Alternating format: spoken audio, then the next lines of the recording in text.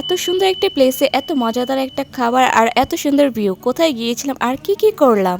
Hello viewers, আসসালামু আলাইকুম সবাইকে। সবাই কেমন আছেন? আশা করছি সবাই ভালো আছেন। আলহামদুলিল্লাহ, আল্লাহর রহমতে আমি অনেক ভালো আছি। তো অনেকদিন পরেই একটা লং ভিডিও নিয়ে চলে আসলাম আপনাদের মাঝে। আমরা কোথায় গিয়েছিলাম আর কি কি করলাম সবই আপনাদের সাথে শেয়ার করবো আজ। তাহলে চলুন এবার ভিডিওটা একদম শুরু থেকে আপনাদের সাথে সবটা শেয়ার করি। আমার বলার আগে হয়তো অনেকে এই রোডটা দেখে বুঝতে পেরেছেন যে আমি কোথায় গিয়েছিলাম। আসলে এই রোডটা দিয়ে আমি এতবার যাওয়া আসা করেছি, এতবার এই জায়গাটাতে এসেছি যে আপনারা হয়তো বুঝতে পেরেছেন যে আমি কোথায় গিয়েছিলাম। আর যারা এখনো বুঝতে পারেনি তাদেরকে বলছি যে এটা আমরা 300 ফিটে গিয়েছিলাম।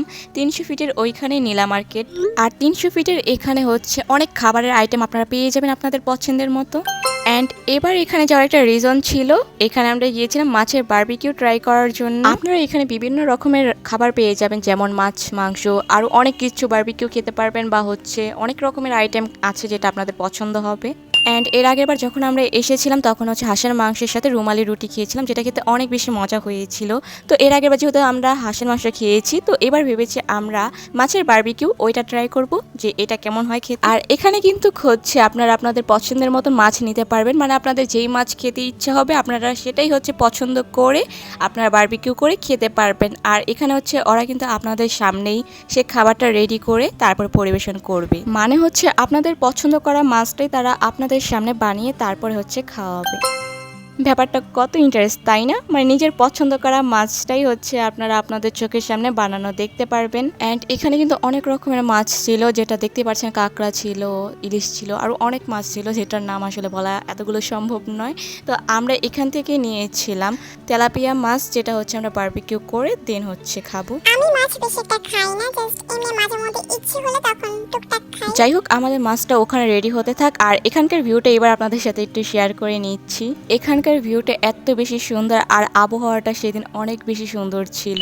আচ্ছা, এটার ভিউটা হচ্ছে আপনাদের সাথে পরে শেয়ার করি, কারণ এখানে আমাদের খাবারটা রেডি, তাই হচ্ছে এখন আমরা খাবারের দিকে আবারও চলে আসি। আমাদের তেলাপিয়ার বারবিকিউটা জাস্ট দেখেন, এটার লুকটা মানে জাস্ট ওয়াও। এটা দেখতে কতটা লোভনীয় লাগছে, তাই না বলেন? যাই হোক, এটার সাথে আমরা নিয়েছিলাম রুমালি রুটি অ্যান্ড সস আর সালাদ তারা দিয়েছিল। যাই হোক, এটা দেখতে যতটা লোভনীয় ছিল, খেতে তার থেকে অনেক বেশি মজা ছিল। আর এখানে এক একটা মাছের মানে সাইজটা এত বেশি বড় ছিল যেটা বলার মতো না।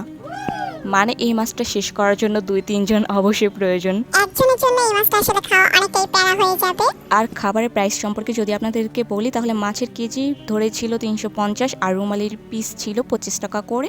আমাদের টোটাল 500-700 মতো খরচ হয়েছিল এখানে। খাবারের কোয়ালিটি সবসহ আমার কাছে মনে হয়েছে এই প্রাইসটা মোটামুটি ঠিকই আছে।